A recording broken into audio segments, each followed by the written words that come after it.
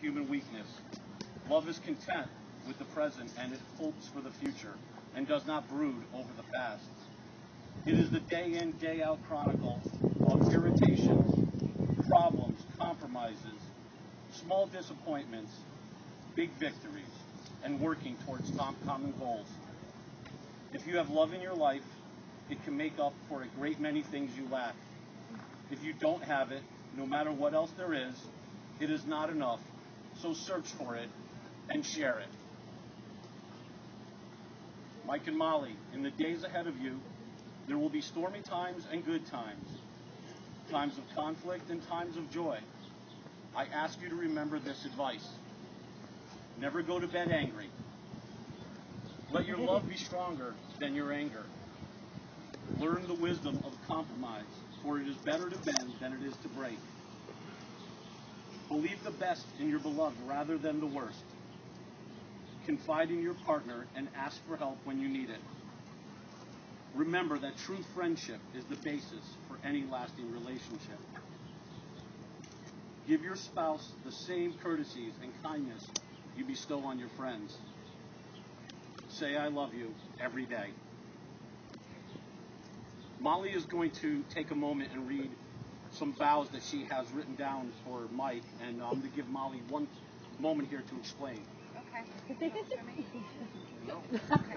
As you all know, Mike is a pilot, and I've had wonderful traveling privileges, and I've been able to travel everywhere. My friends all despise me because they're like, where are you going now? But if I don't travel, then I don't get, or if I don't go travel to see him, then I don't get to see him. So I'm a lucky girl.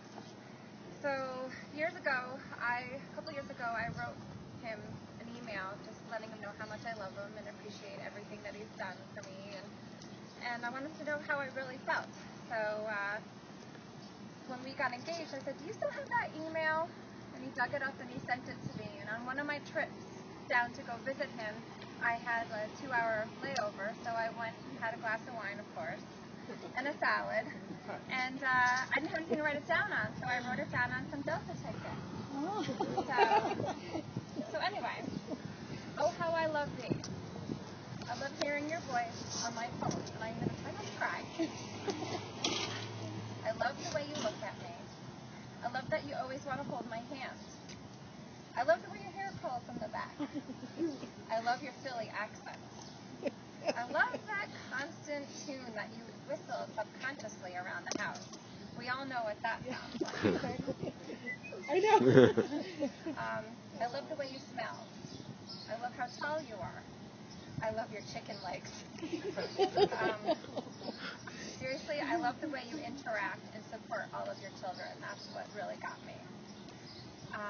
I love how your children absolutely adore you, even your grandchildren. I love that you are God's chosen airline pilot. GCAB. I love that Lachlan and Cameron call you Pump Up Plane, and Seamus and Aiden call you Hi Guy. I love the way you love life and how you appreciate all you have learned. I love your positive outlook. I love, but hate that you're a morning person. I love how your upper lip curls when you laugh and you think you're funny. I love how you care about me. I love the support and the way you push me. I love that you fly airplanes. I love that you sail boats. I love your Irish name. I love that you want me to be a part of your family. I love how hard you work, your energy, and your drive. I love you from head to toe, inside and out. I will cherish your love and never take it for granted. And I spelled that wrong. But seriously, I said this to you a long time ago. I will promise that you will never be loved by anyone else as much as I love you. Wow. Good job. We got some basic ones for him. So. Okay, good. Thanks, Molly, for making me cry. Yeah. Well, in response to that, it was actually a couple years later, may I? Oh, you absolutely may. This is a little I athlete. wrote a response, but this was in the middle of absolutely miserable experience, like 8 hours stuck in a back of a 1,000,000-pound porta potty, which is a Lufthansa 747. And I wrote and wrote and wrote, and I could not ever top what Molly wrote, but I love her even more, no matter what. It's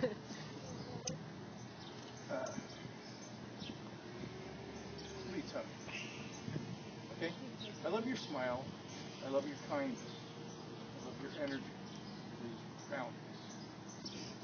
If you don't know her, you can't imagine somebody gets up at 5:30 in the morning, runs 5 miles, comes back, cleans the freaking house, makes breakfast for Keegan, pushes him off to the bus, makes breakfast for the rest of us, and then goes off to work for 8 hours, and then comes back and cleans the damn house. I just... We have a dirty house. I have never seen that kind of energy. I love that you love my children. And vice versa. They do. I love that you confront issues head on when shit happens. Excuse my language. Especially when I'm the issue. When you give me a hard time. I love your smile. I love your scent. I love your feet. I love your humility. You are unaware of how smart and pretty you are. And I love that everyone knows you. It's just as pretty on the inside. It's true. Most important. It's so tough. I love that you say you love me. Wonderful. I'm sorry. Don't apologize. Deep breath. So now we're going to go through the boring traditional vows. I don't know if I can top. So, Mike and Molly, I remind you that marriage is a precious gift, a lifelong commitment, and a challenge to love one another more completely each and every day. Mike, with this understanding, do you take Molly to be your wedded wife to live together in marriage? Do you promise to love her, comfort her, honor and keep her, for better or for worse, for richer or for poorer, in sickness and in health, so long as you both shall live? Molly, with this understanding, do you take Mike to be your wedded husband to live together in marriage? Do you promise to love him, comfort him, honor and keep him, for better or for worse, for richer or for poorer, in sickness and in health, so long as you both shall live? So now you get to be bored again for a moment. Probably not bored again, but I have an opportunity to say a few words. When Molly first called me about this, we had talked about how the wedding was going to be structured, and Molly had mentioned, hey, maybe you can say a few things, whether it was going to be a prayer or a poem or something. So Molly asked me the other day, are you still planning on doing that? And so I decided I would. And so I was talking to my wife and thinking about what to say today. And so what I thought I would do is just take a moment and share with you how my relationships with Mike and Molly. So I'll start with Mike. So Mike and I go, God, I don't know how far back from now, Mike. It's got to be a week and a half now, I think. So you can say 2 weeks now. So and that consisted of an hour at my house and maybe 30 minutes last night. So Mike and I go way back. We have a very solid relationship. But I will tell you, I called Molly and I said that I want to meet with you guys, as I do with most couples before we go to the rehearsal. And as Molly, had no plans and doesn't do much during the day except sit around and, eat bonbons and sun herself. She's not a very, very busy person. She agreed to come over. So they came over to my house and sat on my patio with me, and my wife and my children and my dog were out back, and I started talking to Mike. And it was clearly evident very quickly that I had a connection with him, and I asked him what he did, and he told me about the planes. And I have a career in aerospace. For 20 years, I've worked at an aerospace company, and so Mike and I, as what we were there to do, is talk about planes. And so we consistently talk about planes and where he's been and all this other stuff. And Molly's kind of sitting there, and my wife finally came over and was like, come on, what are you guys doing about the wedding and stuff like that. So, but the serious part about this is, and I'll say this to you, Molly, because Molly has told me about Mike in the past years, and you're right. Mike's just a great guy. He is just a great guy, a caring guy, and a very confident guy. So thank you for letting me be part of this today, Mike. Appreciate it. Now Molly and little bit different of a relationship. Molly and I go back more years, several years, and our relationship that we have is pretty serious, and it consists of usually me laying backwards in a chair with her boss with drills and picks in my mouth, and you know, that's, you know, our and hand holding and shoulder touching, and are you okay? So, and the truth is that what Molly you know, does is pretty selfless, and we all know Molly, you know, in the business place as a dental assistant and helping the doctor do that stuff. But the underlying part of the, you know, the unsung part is the hand on the shoulder, the soft voice saying, "Are you okay, Marek? Do you need a minute?" And having a huge fear of the dentist. No one likes to go to the dentist, but as Molly will share maybe sometime, I hate the dentist. As a matter of fact, many people at where Molly works makes a lot of money because they do like square pools. Am I going to show up? And they make money. And you know, every once in a while, Molly will be like, "You got to come down." But my long-winded point is Molly and Mike both take these confident and are champions in what they do in work, and that broods over to their life. Molly is a put somebody before herself, and that's typically how she works. I'll just share one more quick thing and then I'll stop. Is I had a situation where where Molly and her boss were like, "You got to get in here, you got to get this taken care of," and I was putting it off, and of course it turned into an emergency, and I had called Dr. Woodford, who is an old dear friend of mine, and he's like, "Okay, come in on Sunday." He picks the phone up, calls Molly, says, "Mark's got it." So Molly drops what she's doing and comes in and takes care of it. So thank you both for letting me be part of this. You guys are both wonderful, and I'll take that word because that's a great word, humble in the sense of caring about other people. So thank you for letting me be part of this today. Thank you. So now we're going to have Molly's brother Matt read one of two quick Irish blessings. Matt? Thank you. May the meaning of this hour be fulfilled through the days and years to come. May the love of this man and this woman, the unity of spirit, grow deeper and stronger in the uncertainties and changes of life they will share. Loving each other, may they love all persons. Trusting each other, may they learn to trust life. May their love reach out to the love of all, and their lives may bless all whose lives they touch. May they find comfort together in shared hours of shadow as well as in the bright sunshine of joy. May they be to each other both strong and gentle. May all who follow their lives with interest and affection have cause to rejoice, not alone in their happiness, but in their brave and generous living, which makes life beautiful and sustainable. Thank you, Matt. The rings. Did you bring them? Yes, he has them. So would you hand your ring to Molly, please?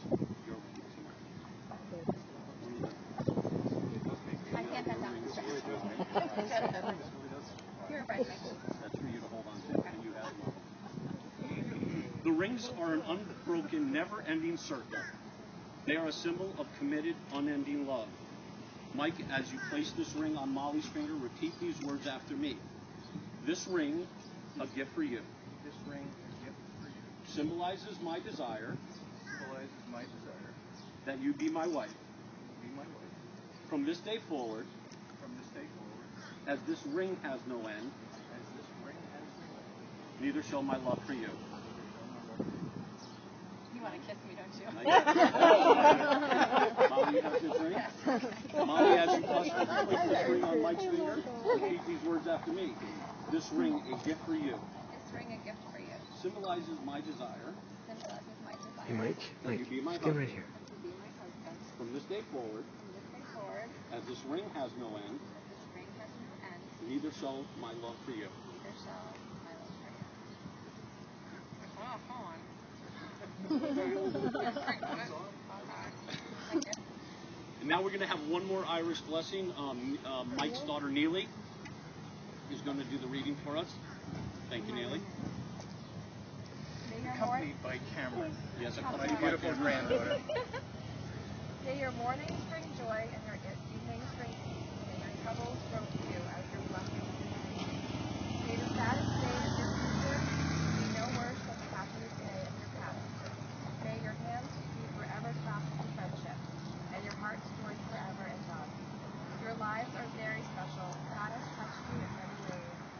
May His blessing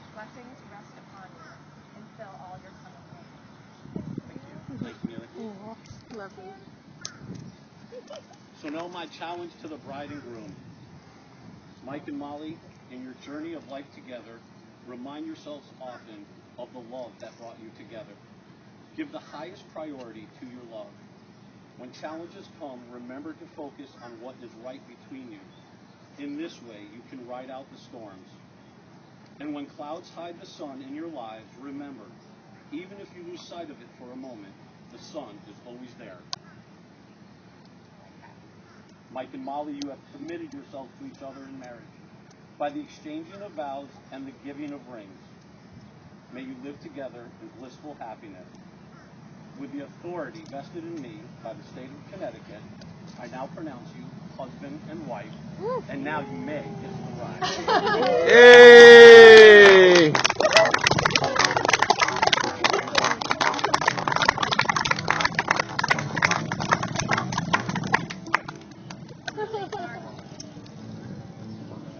Great.